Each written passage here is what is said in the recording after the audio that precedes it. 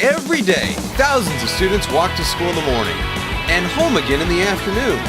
Sometimes their routes are short, a few blocks or so, and they don't need to cross any busy streets. Sometimes their routes are longer, and they need to cross streets that are busier. Many students play it safe and are aware of their surroundings. Others, not so much. All of them depend on a special group of very important people to make it safely to school in the morning and home again in the afternoon. The School Patrol. More than 80 years ago, students in St. Paul were the first in the country to take on a very important job: help all students travel safely to and from school. It's a cool job, a job that teaches responsibility, builds character, and develops leaders.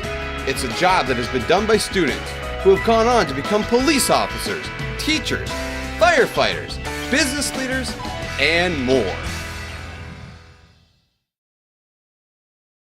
Are you ready to become a member of the School Patrol? Yes! Okay, let's get started. The first thing you need to know is what your job is. School patrol officers have two main jobs. 1. Help students who walk travel safely to and from school. 2. Assure the safety of the students who are crossing at your corner. It is not your duty to stop traffic.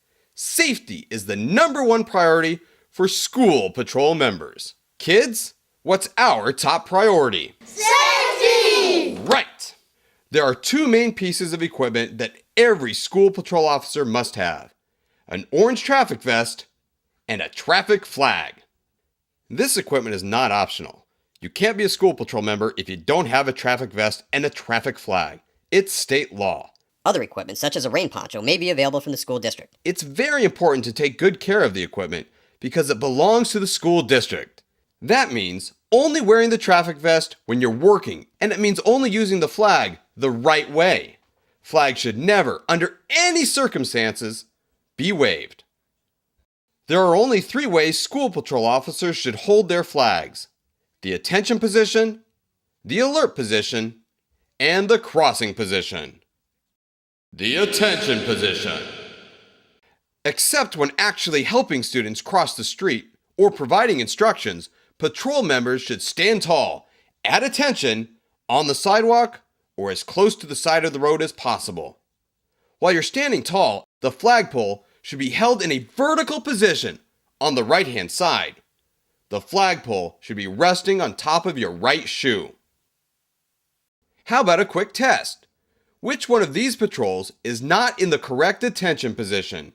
Is it A, B, or C? Right! Student C is not in the correct attention position because he's holding the flag in his left hand, and his flag is resting on the ground. The alert position. You'll use the alert position after you've found a gap in traffic in which you can make a crossing. When you see the gap in traffic, raise your flag into the air in front of you and hold it straight up for 4 or 5 seconds. While the flag is raised, check for traffic before stepping off the curb. Look left, look right, and then look left again. This is the alert position. It's used to alert drivers that you're about to help students safely cross the street. Okay, let's review. What position should you be in when you're not helping students across the street or providing instructions? The attention position! Great! And what position should you use to alert drivers that you're about to help students cross the street? Excellent! Now let's learn the third position.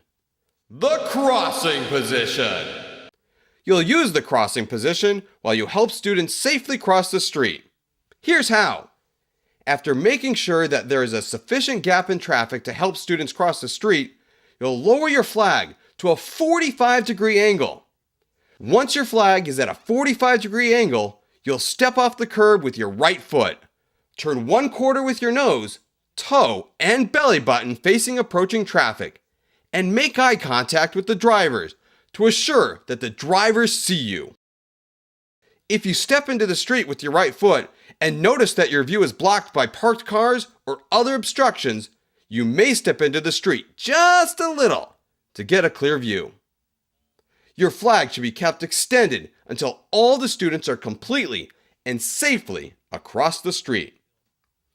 Okay, how about a little test? What foot do you step into the street with when you're in the crossing position? Right! And how do you make sure that drivers see you when you're in the crossing position? Make eye contact. Perfect! And how long should you keep your flag extended? Until every student is across the street. Wow, you're good and almost ready to become members of the School Patrol. There are just a few more things you need to know, like who's in charge. Each school has school patrol leaders. They are experienced, usually older, members of the school patrol. And the school district has an actual police officer who oversees the entire school patrol program. It's important that you always listen to the instructions given by the police school patrol officer or the school patrol leaders.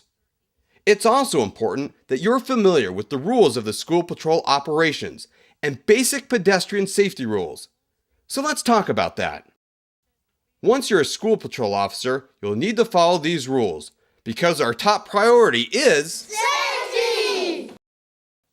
The rules are cross streets only at corners or at official marked mid-block crossings. Walk on the sidewalk whenever there's a sidewalk.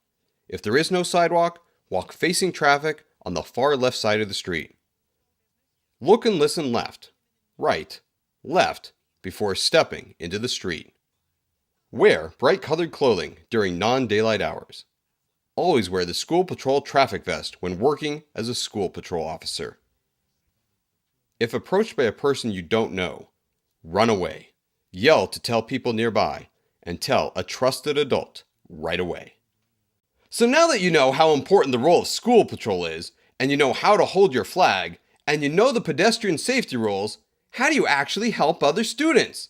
Good question. Let's go over that now.